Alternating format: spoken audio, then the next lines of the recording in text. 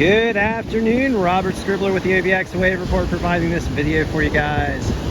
Rummer at Anthe looking to the north and east, and we've got some 2 to 3 foot waves rolling in here off the North Atlantic Ocean on an incoming tide, looking toward a high tide at around 6 o'clock. It's right about 4:06 right now, so we are let's say about 2/3 of the way there toward high tide. We've got some winds blowing in off the North Atlantic Ocean from the east, about 10 to 12 miles per hour. A bit of a sea breeze. Well, we'll say it feels like a sea breeze, but it's actually a wind coming off a very large and deep high pressure system out past Newfoundland. Big old high dominating a big part of the western Atlantic Ocean here.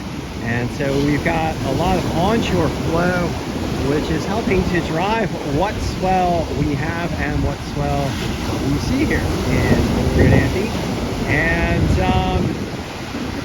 we also have in the Gulf of Mexico the first tropical cyclone of the season, Tropical Storm Alberto. So say hello to Alberto.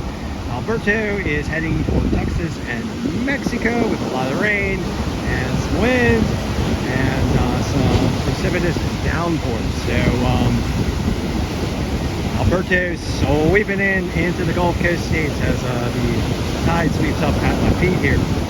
And then let's see, out here on the eastern side of the Bahamas, we're going to look toward that region now. We'll look toward the southeast.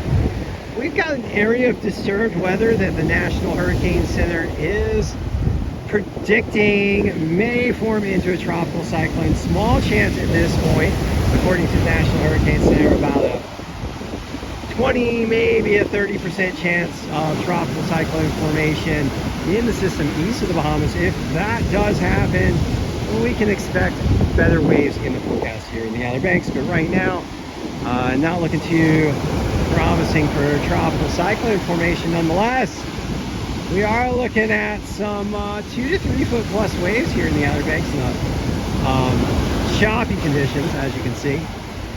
These waves are expected to build through this evening and into tomorrow, getting up to around 2 to 4 foot, possibly 2 to 5 foot by tomorrow. They expect it to remain choppy on Thursday, that being tomorrow.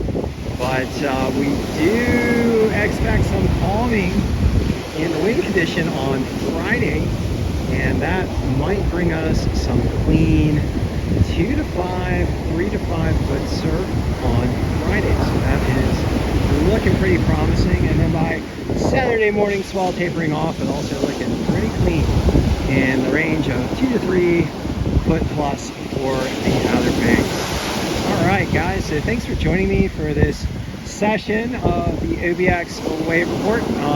I am providing detailed OBX Wave Reports here on YouTube when there is a lot of information available, and right now there is a lot, but if there is not, I will also be providing every day an OBX Wave Report brief on Instagram, and that's at Robert Scribbler as well. So if you are missing the OBX Wave Report here on YouTube, you can find it over on my Instagram page. We are also going to be providing for you guys a weekly Road to Reel chat with legendary surfer and surf coach Jab Carver on 1 day a week. So, and that's going to be fun. We're going to be talking about all sorts of things, waves, weather, and all sorts of whatever stuff related to surfing and possibly some fishing as well.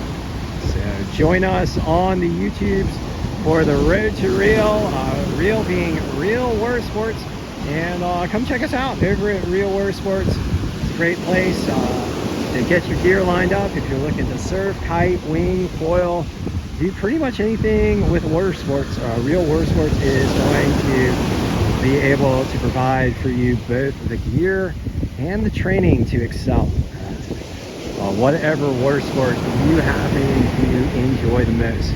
All right, guys, thank you for joining me for the OBX Wave Report. And once again, as an appeal to everybody, I'd like to ask everybody to please do everything you can to protect our vulnerable coastlines from the impacts of climate change driven by fossil fuel burning. Those impacts mean rising sea levels, more intense storms, ocean heat waves, and ocean acidification.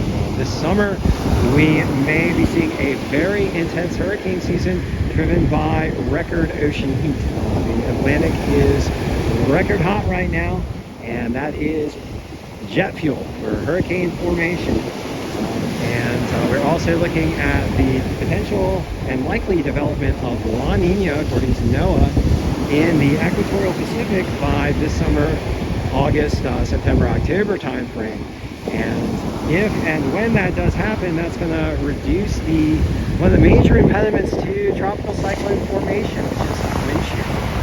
And so that record hot ocean in combination with low wind shear, we might be seeing a pretty gnarly hurricane season. We're just going to hope that everyone stays safe and everyone listens to your local and national weather and emergency management providers in the event that a storm does happen. All right, guys.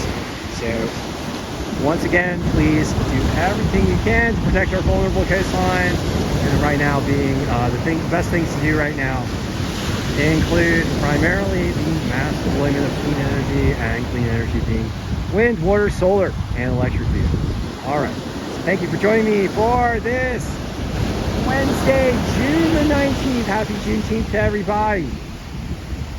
Session of the OBX wave report. Hope you guys get out there and enjoy some good surf, and I will be back with you shortly.